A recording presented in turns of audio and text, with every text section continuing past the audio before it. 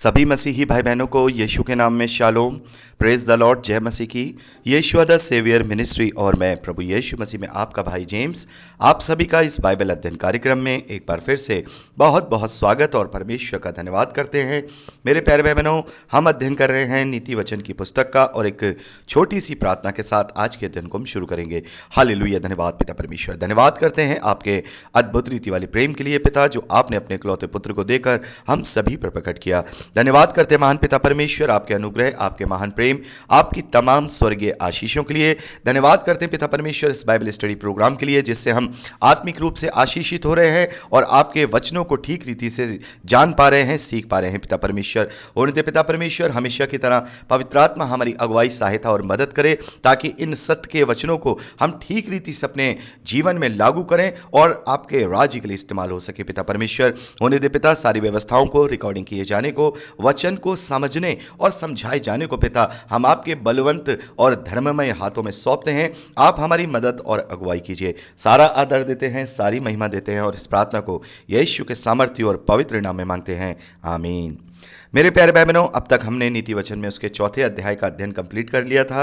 आज समय है कि हम उसके 5वें अध्याय से आगे का अध्ययन करें। यह 5वां अध्याय मेरे प्यारे भाई बहनों बहुत ही महत्वपूर्ण अध्याय है, क्योंकि जैसा मैंने आपको बताया था कि पहले अध्याय से लेकर 9वें अध्याय तक ये जो पहला भाग नीति वचन का है, यहाँ राजा सुलेमान ने जवानों को सलाहें दी हैं। ये खास तौर पर जवान लोगों के लिए यह अध्याय लिखा गया है। मेरे प्यारे भाई बहनों, यहाँ पर विचार के विरुद्ध चेतावनी दी गई है। यह एक ऐसा पाप है जो निरंतर जवानों के अंदर, चाहे वो पुरुष हो चाहे वो स्त्री हो, निरंतर उनमें पाया जाता है और वो अपनी जवानी की अभिलाषाओं में, अपनी शरीर के अभिलाषाओं के कारण इस प्रकार से परमेश्वर के विरोध में कार्य करते हैं। मेरे प्यारे भाई बहनों, यहां पर जो सुलेमान है वो इस बात को बहुत अच्छे से समझा रहे हैं कि जो तुम्हारी जवानी की पत्नी है, जो तुम्हारी जवानी की पत्नी है, उसी के साथ आनंदित रहो। हम पढ़ सकते हैं 18वें वचन में, तेरा सोता धन्य रहे और अपनी जवानी की पत्नी के साथ आनंदित रहे। मेरे प्यारे भाई बहनों, परमेश्वर ने जब मनुष्य को रचा था तो उसमें ये सारी चीज़ें नहीं पाई जाती थी, क्योंकि उसे कोई भी इस प्रकार से अपना वंश बढ़ाने की ज़रूरत नहीं थी और वो अदन की वाटिका में हव्वा के साथ रहा करता था। लेकिन जब उसके मन में, जब उसने पाप किया और उसके अंदर जब मृत्यु समाई, तो वो नेचर का हो गया, यानी कि वो सृष्टि का हो गया।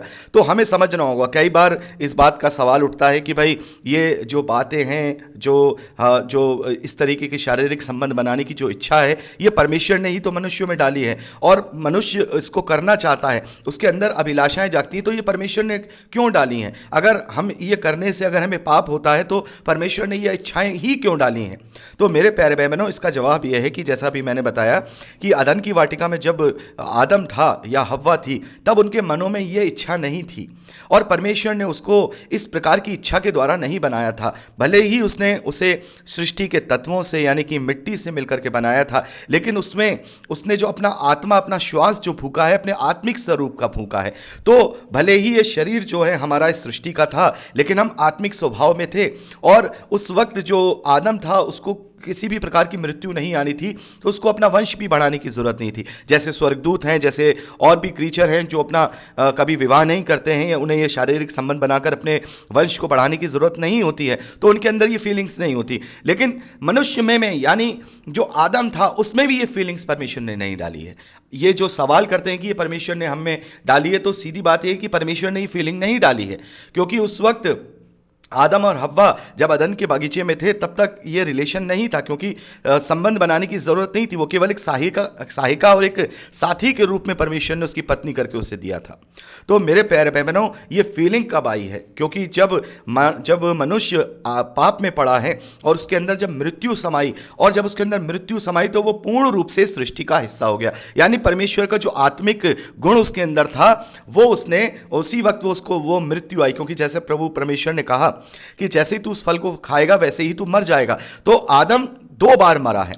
आदम दो बार मरा है। पहले उसकी आत्मिक मृत्यु हुई, आत्मिक जो स्वरूप था परमेश्वर का वो उसकी मृत्यु होती है और उसी क्षण वो मृत्यु हो जाती है और वो आत्मिक से सीधा वो संसारिक यानी कि नेचर का या सृष्टि का हिस्सा पूरी तरह से बन जाता है। क्योंकि सृष्टि का हिस्सा या सृष्टि का जो नियम है वो दो नियम पक्के हैं, एक है रिप्रोडक्शन यानी कि वंश को बढ़ाना और दूसरा है मृत्यु, जो आदम में पहले नहीं था।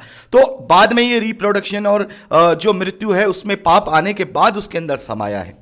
तो मेरे प्यारे भाई बहनों, ये परमेश्वर ने नहीं डाला है। तो हम देखते हैं कि उसकी पहली मृत्यु वहां हुई जब वो आत्मिक रूप से मरा और उसके बाद सांसारिक और सृष्टि का हिस्सा पूर्ण रूप से बन जाने के कारण सृष्टि की वो मृत्यु भी उसके अंदर समा गई, जो केवल सृष्टि की चीजों में ही थी, जैसे जानवरों में, पशुओं में, पक्षियों में, उनमें ही मृत्यु हुआ करती थी, पहले आदम में नहीं हुआ करती थी। तो अब परमेश्वर ने तो हमें ऐसा रचा नहीं था, हमने ही पाप की मजदूरी मृत्यु के रूप में अपने अंदर ली और ये सारे गुणों को अपने अंदर लिया है। तो परमेश्वर हमें इनसे बचा के रखना चाहता है। परमेश्वर कहता है कि ये गुण तुम्हारे अंदर संसार में रहकर, ये सृष्टि का गुण या सृष्टि की ये बात तुम्हारे अंदर आ गई है कि तुम्हें शारीरिक संबंध बनाना है, लेकिन इसे तुम पवित्रता के साथ करो, इसे पवित्रता के साथ करो, इसे पशु समान अपने आप को बना करके मत करो। पशुओं को देखते हैं ना, उनमें तो कोई रिश्ता नहीं होता, वो किसी के भी साथ कभी भी कुछ भी अपना संबंध बना के अपनी संतानें उत्पन्न कर सकते हैं। उनके यहाँ तो विवाह नहीं होते हैं, उनके यहाँ तो एक पत्नी नहीं होती। लेकिन हाँ, बहुत सारे ऐसे पशु, बहुत सारी ऐसे पक्षी भी हैं जो जीवन भर एक ही साथी के साथ रहते हैं, जिसमें माना जाता है जो पैरट है वो हमेशा एक साथी के साथ ही रहता है, और माना भी जाता, ये भी माना जाता है जो लायन है वो भी जो है एक साथी के साथ रहता है।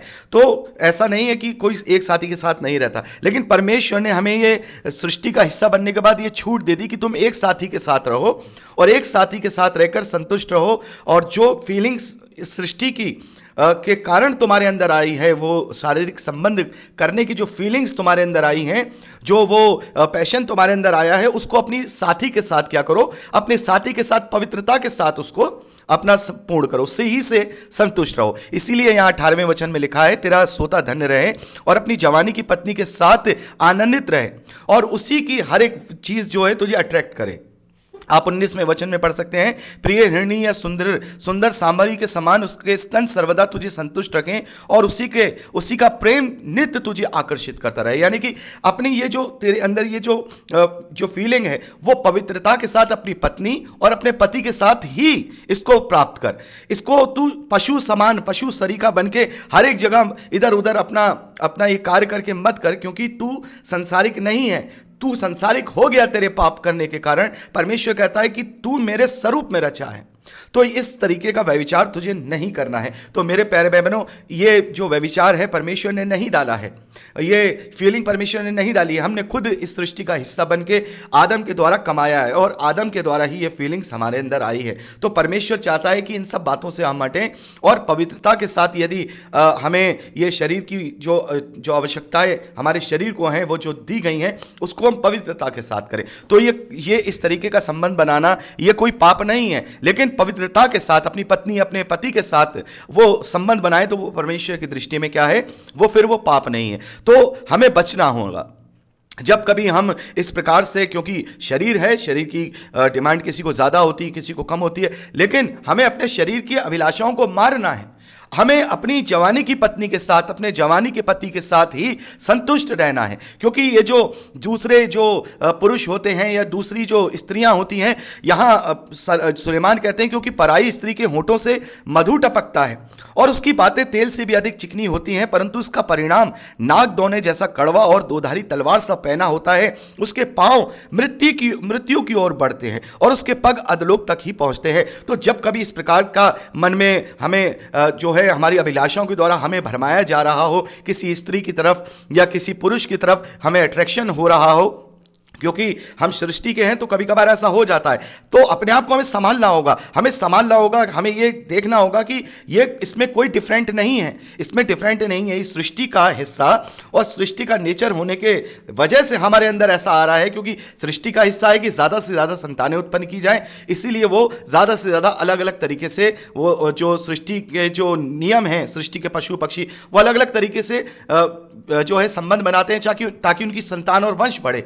लेकिन हमें इस तरीके से नहीं करना है। हमें अगर अपना वंश बढ़ाना है तो हमारी पत्नी हमारे पास है, हमारा पति हमारे पास है, हमें इस तरीके से नहीं जाना है। तो इस सृष्टि के नियम को अपने अंदर कंट्रोल करना होगा। यही आज्ञा पालनता हमें परमेश्वर के निकट करेगा, यही आज्ञा पालनता हमें परमेश्वर की दृष्टि में हमें ग्रहण योग्य बनाएगा। तो जब कभी इस तरीके की बात रिटेक्शन आए तो मन में हमें समझाना है कि नहीं, ये सब कुछ सेम है, ये केवल हमारे अंदर की एक शरीर के मृत्यु वाली अभिलाषा की ये लालसा है जो इस स्त्री की तरफ या इस पुरुष की तरफ हमें धकेल रहा है। क्या इसके पास है जो मेरी पत्नी के पास नहीं? क्या इसके पास है जो मेरे पति के पास नहीं? अगर हम इन चीजों को देखें, अगर इन चीजों को अपने जीवन में हावी कर लें, तो निसंदेह तौर पर कभी भी किसी पुरुष का या कभी स्त्री का मन इस प्रकार से भरमाया नहीं जाएगा, यानी वो अपने भरमाए जाने में नहीं आएगा। क्योंकि कई बार क्या होता है कि हम अपनी अभिलाषाओं और लालसाओं में फंसते हैं, लेकिन कई बार शैतान भी ये सारी चीजें करता है। मेरे प्यारे भाई बहनों, शैतान ने इस वक्त इस प्रकार का भ्रम जाल फैला रखा है। अब ये मूवीज हैं या जो पिक्चर देखते हैं या इंग्लिश मूवीज हैं जो आती हैं, पुरानी हॉलीवुड की मूवी, मैं वल्गर मूवी की बात नहीं कर रहा, मैं नॉर्मल मूवीज की बात कर रहा हूं। तो वहां स्त्री को क्या किया जा रहा है, पुरुष को क्या किया जा रहा है? क्या हम सामान्य लोग ऐसे हैं? क्या हम सामान्य लोग ऐसे रहते हैं? वो फिल्मों में जो हीरो हीरोइन होते हैं वो भी अगर सामान्य तौर पे देखें तो वो भी सामान्य है, लेकिन मेकअप करके, अच्छे अच्छे कपड़े पहना करके, बॉडी बनाकर, ये करना, शो ऑफ करके वो चीजों को भड़काते हैं और ये शैतान कराता है। और शैतान ऐसा कराता है कि जब हीरोइंस हैं, जब वो अच्छे अच्छे सुंदर मेकअप में और अच्छे अच्छे कपड़े और जो कहते हैं भड़काऊ चीजें करती हैं, तो क्या होता है, पुरुष का मन क्या होता है, उसमें भटकता है। ऐसी स्त्रियों के साथ भी है, जब पुरुष अच्छी अच्छी बॉडी बिल्डिंग और ये सब करके अच्छे कपड़े और स्टाइल में आते हैं पिक्चरों में, तब उन स्त्रियों का भी मन भटकता है। और क्या होता है, ये वही बात हो जाती है कि हमें उनके होठों से मधु टपकता हुआ दिखाई देता है, उनकी बातें हमें अधिक चिकनी दिखाई देने लगती हैं, तो हम इन चीजों की तलाश फिर दूसरी जगह करने लगते हैं। लेकिन मेरे प्यारे भाई बहनों, मसीही विश्वासी तो वैसे ही आत्मिक है, उन्हें तो इन चीजों से दूर रहना चाहिए। उन्हें हमें समझना चाहिए कि नहीं, यह रियलिटी नहीं है, दिस इज नॉट रियल, ये फेक है, ये हमें भरमाने का जाल है, ये मनभाऊ फल है जो हमारे लिए नाग दोनों जैसा कड़वा है, दोधारी तलवार के जैसा पहना है। तो मेरे प्यारे भाई बहनों, आप इसको पूरा पढ़ लीजिए। यदि यहां खास तौर पर जवानों के लिए है, क्योंकि वो लोग ज्यादा इस चीज पे जो है फंसते हैं, क्योंकि कहीं ना कहीं बहुत सारी ऐसी स्त्रियां हैं, बहुत सारे ऐसे पुरुष हैं जो लोगों को, जो शैतान के अधीनता में चल रहे हैं, लोगों को भरमाते हैं, लोगों को भटकाते हैं। तो हमें नहीं भटकना है। इसीलिए कई बार ये सवाल उठता है कि हमें पिक्चर्स देखनी चाहिए कि नहीं, हमें मूवीज देखनी चाहिए कि नहीं। तो मैं यही कहता हूं कि देखने से तो कोई पाप नहीं, लेकिन देखने के बाद जो उसका इंपैक्ट हमारे जीवन में पड़ेगा वो तो पाप को उत्पन्न करेगा ना। तो अगर आप इतने आत्मिक हैं, आपको इन सब बातों से कोई फर्क नहीं पड़ता, आपको कोई प्रभाव नहीं पड़ता, तो आप देखिए। लेकिन अगर हमारे जवान इनको देख करके भटक रहे हैं, तो बिल्कुल हमें उन्हें रोकना होगा, बिल्कुल उन्हें इन चीजों से हमें बचाना होगा, क्योंकि वो तो कोरा कागज है, ना जाने वो किस बात से अट्रैक्ट हो जाए। आज क्या है, आज गर्लफ्रेंड, बॉयफ्रेंड, ये फ्रेंड, ये सब का तो ट्रेंड चल रहा है। लोग शादी नहीं करना चाहते, बल्कि शादी से पहले लिव इन रिलेशन में रहना चाहते हैं। क्या है ये फुलिशनेस? क्या फुलिशनेस है ये? फुलिशनेस नहीं तो और क्या है कि आप एक साथ भी रहना चाहते हो और शादी भी नहीं करना चाहते हो। ये फुलिशनेस, ये शैतान ने उनके मनों में डाला है। ये वो बातें डाली हैं कि ऐसे डेटिंग करेंगे और ऐसे ये करेंगे, ऐसे फूल देंगे, और ये कहां से सीखा है सबने? ये शैतान की परिकल्पनाएं हैं जो हमारे जवानों में डाल दी गई हैं इन स्टोरीज के द्वारा। पहले तो स्टोरीज चलते थे, नाटक चलते थे, अब मूवीज आ गई हैं। इसके द्वारा ये क्या हो गया, बच्चे अब इन्हीं चीजों में अट्रैक्ट हो गए कि मेरा बॉयफ्रेंड होना चाहिए, मेरी गर्लफ्रेंड होनी चाहिए, और शरीर की अभिलाषाओं में फंसकर व्यभिचार तक जो है जो जवान है बच्चे वो कर देते हैं। आज मैं समझता हूं कि कम से कम मैं समझता हूं कि 50 से 60% जो जवान हैं वो व्यभिचारी हैं, व्यभिचार कर चुके हैं अपने जीवन में, क्योंकि वो इतना उन्हें खुला माहौल मिला हुआ है। तो हमें अपने बच्चों को इन बातों से बचाना है, उन्हें समझाना है, खुद को भी बचाना है, खुद को भी समझाना है, क्योंकि वो लगती तो बहुत मधु जैसी हैं, लेकिन वो उसका जो परिणाम होता है वो नाग दोने जैसा कड़वा होता है, दोधारी तलवार से भी ज्यादा पैना होता है, और ऐसा करने से हम मृत्यु की ओर ही बढ़ते हैं। तो जब कभी मसीही विश्वासी इस प्रकार से इस सिचुएशन में अपने आप को देखें, तो सबसे ज्यादा इस नीति वचन को याद करने से ज्यादा इस बात का स्मरण करें कि we are the temple of God, हम परमेश्वर का मंदिर हैं, और जो कोई इस परमेश्वर के मंदिर को दूषित करेगा तो परमेश्वर उसे नष्ट करेगा। इस बात का परिणाम, इस बात का हम हश्र जो है अपने जीवन में याद करें, उस कार्य को करने से पहले याद करने कि हम परमेश्वर का मंदिर हैं। यदि हम सचमुच में अपने आप को परमेश्वर का मंदिर मानते हैं तो हमारे लिए व्यभिचार से दूर रहना कोई कठिन बात नहीं होगी, कोई कठिन काम नहीं होगा। और सबसे ज्यादा अपनी दृष्टि को साफ रखिए। अपनी दृष्टि को हम अगर ये साफ रखेंगे कि मैं खुद मैं नहीं हूं, मैं पहले मर चुका हूं, मैं डाइड हो चुका हूं, मैं प्रभु के साथ क्रूस पर चढ़ा दिया गया हूं, अब मैं नहीं हूं, मुझ में मसीह जीवित है, तो अब मैं ये जो कर रहा हूं मैं मसीह के द्वारा करवा रहा हूं, तो मैं मसीह का भी क्या हो रहा हूं, दोषी हो रहा हूं। तो अगर ये बातें हम अपने मन में रखेंगे तो निस्संदेह ये बातें भी हमारे लिए लाभकारी हैं। 5वां अध्याय जब हम पढ़ते हैं, सलाह है, अच्छी सलाह है, लेकिन इसको हम केवल पवित्र आत्मा की सामर्थ और परमेश्वर के वचन के द्वारा ही अपने जीवन में कार्यान्वित कर सकते हैं। तो अपने आप को पवित्र रखिए।